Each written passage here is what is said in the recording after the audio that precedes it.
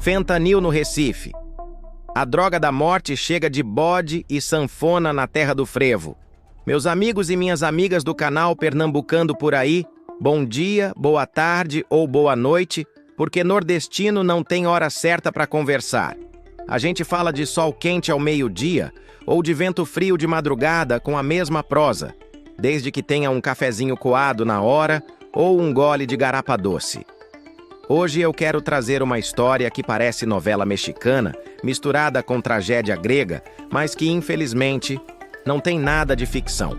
A Polícia Federal fez a primeira apreensão de fentanil em Pernambuco e uma jovem foi pega em flagrante no Grande Recife. A notícia parece mais uma daquelas que a gente escuta passando na feira quando alguém grita: "Homem foi preso com bode dentro da Kombi". Só que nesse caso, o bode é bem mais perigoso. Um punhado de frascos de uma droga que já causou estrago nos Estados Unidos, no Canadá, e que agora bate na porta da nossa terrinha. Eis o cenário. Enquanto o povo nordestino ainda sofre para ter saneamento básico, enquanto as ruas continuam esburacadas, enquanto o trabalhador acorda às 4 da manhã para pegar ônibus lotado, chega por aqui o tal do fentanil, que é 100 vezes mais potente que a morfina. A droga da morte, como alguns chamam. E eu pergunto, como foi que a gente saiu de Luiz Gonzaga tocando sanfona pra molecada se arriscar com veneno importado? O bode e o fentanil. Para explicar isso, vou contar uma história inventada, mas que podia ser real, porque no Nordeste a realidade sempre dá de 10-0 na imaginação. Seu Severino, homem de 70 anos, agricultor aposentado, foi até a feira comprar um bode.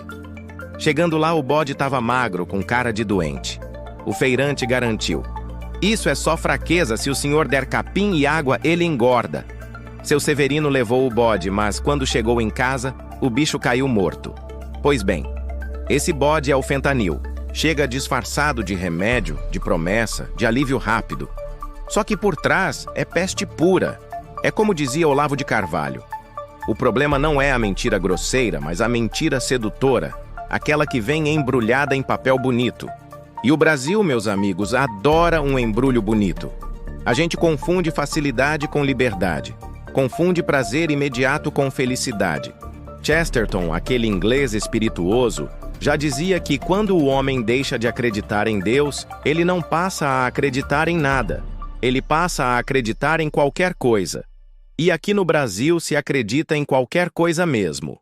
Desde político que promete salvar a pátria, até droga vendida como se fosse porta para o paraíso, do cordel à tragédia.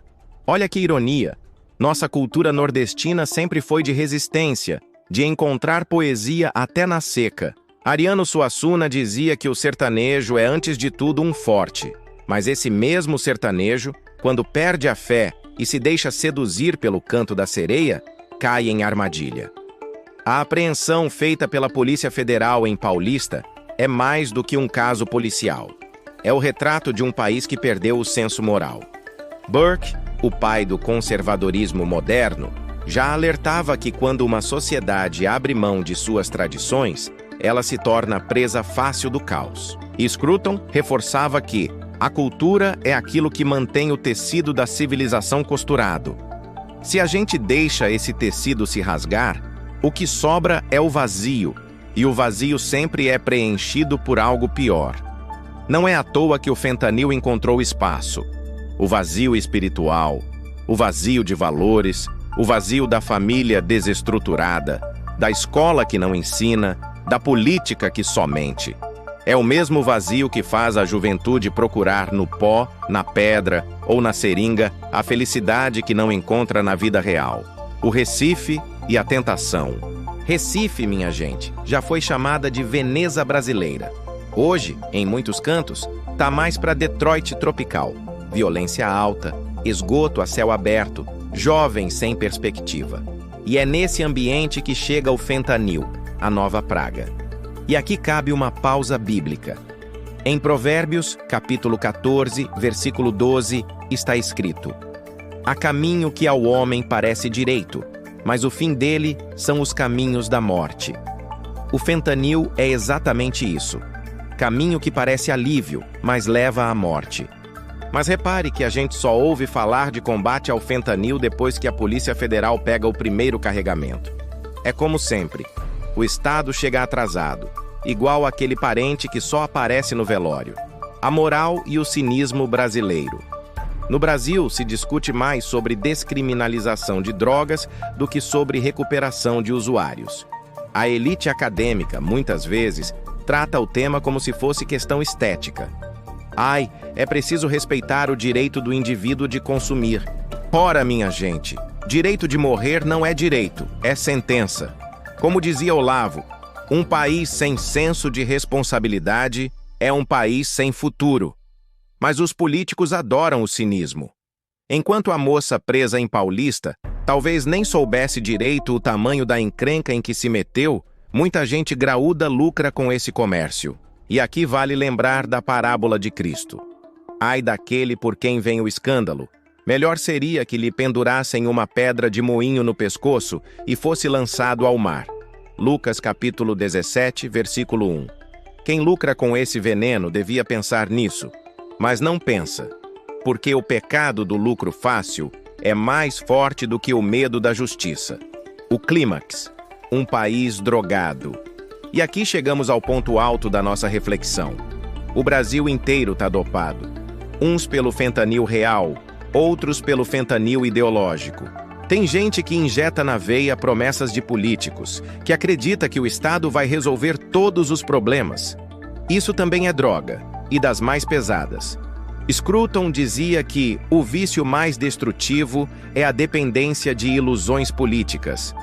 E nós, brasileiros, nos tornamos dependentes dessas ilusões. O jovem que busca o fentanil e o eleitor que busca salvador da pátria estão cada um à sua maneira, procurando a mesma coisa. Anestesia contra a dor de existir. Mas a anestesia não cura, só adia. É como passar perfume em esgoto. Não resolve nada, só disfarça. A moral da história.